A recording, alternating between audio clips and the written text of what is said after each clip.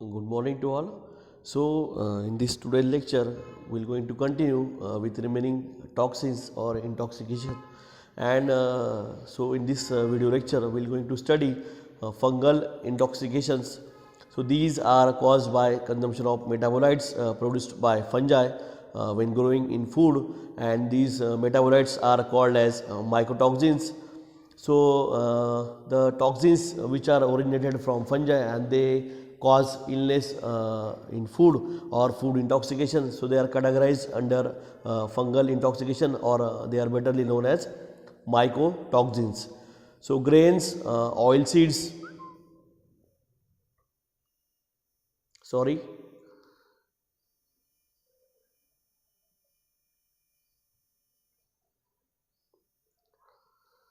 So, grains, oil seeds, fruits and vegetables are mostly involved if they are stored at high humidity. So, it is greater than or equal to 0.75, or if they are not properly dried before storage. So, we know that moisture fungi needs moisture for their growth, and whenever moisture conditions get occur, the fungi is easily growth and it get flourish. So, grains such as oil seeds, fruits, vegetables, they are contain lots of water. So, these are severely prone to having fungal infections.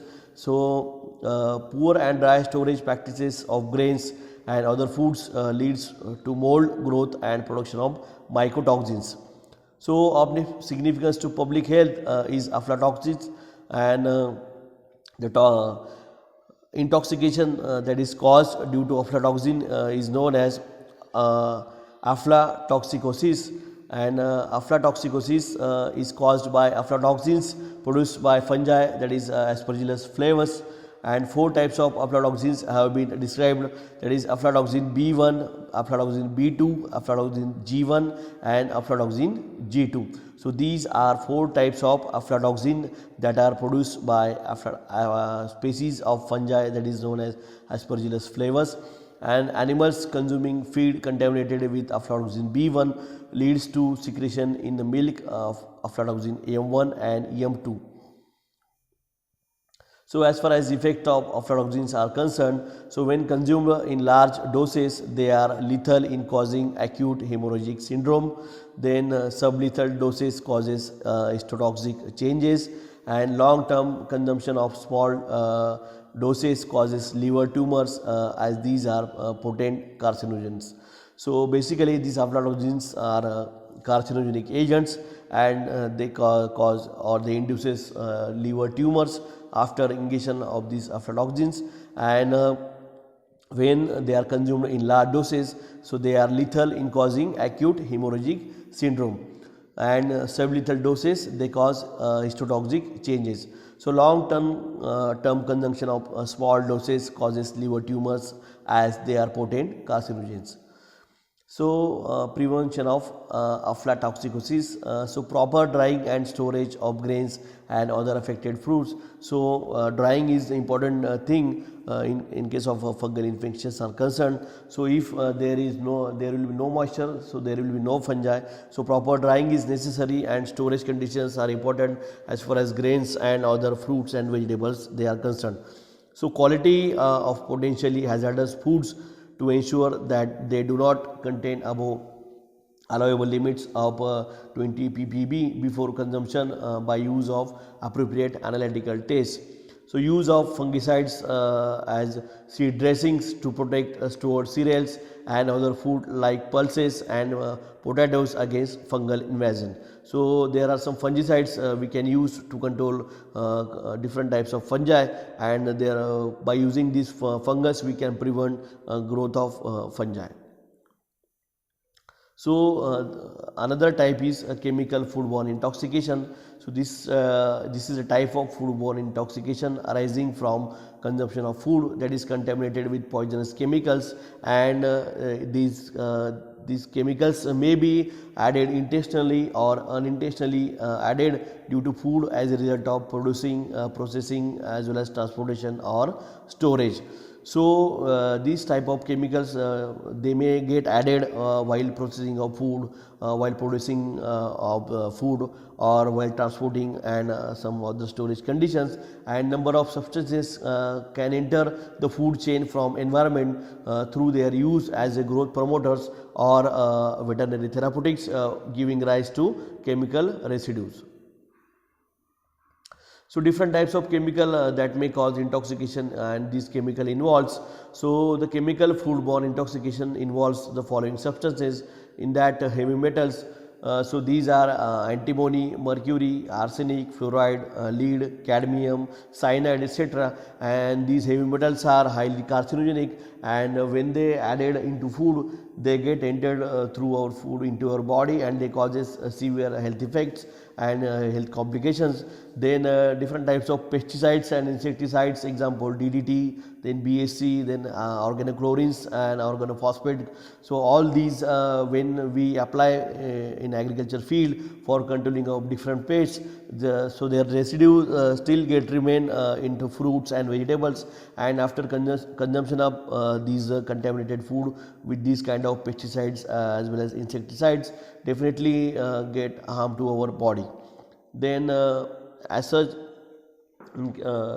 as like pesticides and insecticides, we spray herbicides for controlling different herbs in field. So these herbicides still they may remain into the food stuff, say for example fruits and vegetables, and after entering into the main food stream, they causes severe health complications. Then fungicides. So fungicides are the agents, chemical agents that are used to control different kinds of fungal pathogens, especially in agriculture fields. And on application of these fungicides, their residues they still get remain on agricultural crops, especially vegetables as well as fruits. And after consumption of these fruits and vegetables which are contaminated with fungicides, the severe health implications they get occur into our body. So other chemical substances that are involved in chemical intoxications, these includes some preservatives just like for nitrites and nicotinate, etc. Then there are some antibiotics, say for example penicillin, then tetracycline, then chloramphenicol that are used as a for some purposes. Then radionuclides such as cesium, strontium, then radium, then molybdenum, then barium, then ruthenium, then lanthanum, and iodine isotopes. So all these are different types of chemicals that may cause intoxication of foods, and these are of severe health concern as far as health complications are concerned. So how chemicals enter into food? So there are different sources through which these chemicals may enter into food stream, and they causes spoilage of food through chemical intoxication. So in that, first is accidental contamination. So accidental contamination by heavy metals, pesticides and radionuclides, so it may they may contaminate accidentally. Then some intentional addition, so example some preservatives we use to increase the shelf life of foods and food products in case of packed foods. So these preservatives we add intentionally to preserve food for some longer time, and this includes nitrite, then sodium nicotinate for color preservation, and fungicides used as a dressing during storage. So all these chemicals they are added intentionally. Then leaching from containers, example zinc galvanized containers by acid foods, and copper surfaces, then lead pipes and asbestos roofs. So these are leach metals, and basically these are they get leached after chemical reaction with some food contents, and after leaching this metal due to reaction with the components that are present in food, these chemicals they contaminate the food products, and these are mostly derived from the vessels where we put this food for storage as well as processing, or some other processes where handling is carried out. So uses, So presence of such chemicals in food as a result of use of their use in animal and crop husbandry, then maliciously added to cause harm. It is occurs in very rare cases. So as far as the clinical signs and symptoms are concerned, so chemical foodborne intoxication exhibit a very short incubation period, usually a few minutes to few hours, within an average of 1 hour, and symptoms are mainly due to effect of gastrointestinal tract and central nervous system, and it includes nausea, then headache, then convulsions, then gastrointestinal irritation and abdominal cramps, as well as vomiting and diarrhea and pallor, cyanosis, then blurred vision and sweating and collapse.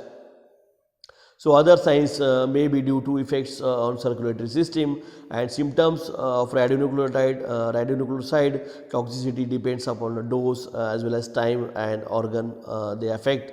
Then preventive measures. So as far as preventive measures are concerned, so do not use utensils or containers that are able to leach chemicals such as antimony, then cadmium, then zinc and copper, then use of colored pesticides and proper storage of the same.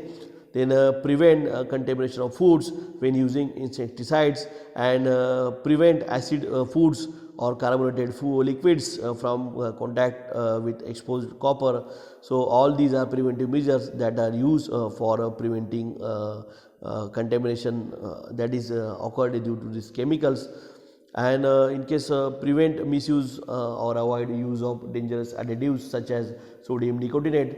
Then education of persons preparing food, possibly of zinc poisoning, and ensure that withdrawal periods are observed after use of pesticides and antibiotics in animal and crop husbandry. The next category is biotoxicants.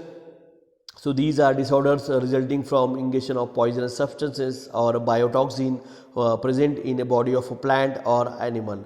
So basically these biotoxins, they are present in plant and animal itself, and after consumption of such a plant parts or animal parts will get infected with biointoxication problem, and such substances are derived from plants or animals and presumably as a result of metabolic activities. So only a small proportion of the species of fish and shellfish taken for human consumption thought the world contain biotoxin. So only what small proportion of species of fish and shellfish taken for human consumption throughout the world contains biotoxication. So these biotoxins, they are mostly present in foods that are derived from seafood, and in that there are some fishes and shellfishes. Shellfish they contain these toxins, and they are produced as in their normal metabolic activities, and after consumption of these kinds of seafoods will get suffering from problem of biotoxins. And these are some animal biotoxications. So these type of intoxication occurs as a result of consumption of poisonous animals. So animals tissue may be rendered poisonous by bacterial and enzymatic decomposition and by some naturally occurring toxins, and primary toxicity occurs due to inherent toxicants that arise due to normal metabolic processes. So animal biotoxications, it includes secondary toxicity arises due to external toxicants contaminating animal tissues such as pesticides, then heavy metals and drug residues, and inherent animal toxins are water soluble and heat liable. So high concentration of these toxins are usually found in viscera and dark meats, and most human poisoning involves secondarily transferred toxins, and these are includes toxic fishes. So they includes puffers, then triggerfish and parrotfish, and a fish toxin affect the peripheral nervous system, that is called as PNS, and fishes may become poisonous by feeding on poisonous marine organisms. So mortality rate of 50% may occur due to this type of intoxication of toxic fishes. And the types of biotoxication associated with fish includes Ciguatera poisoning, then tetradone poisoning, and scromboid toxicity. Then Ciguatera poisoning, that is ciguatoxicity. So almost all fishes involved in Ciguatera poisoning are reef or shore species that become more toxic by feeding upon herbivorous fish, which in turn feed on toxic algae and other toxicographic matter present in coralline reefs and from related areas.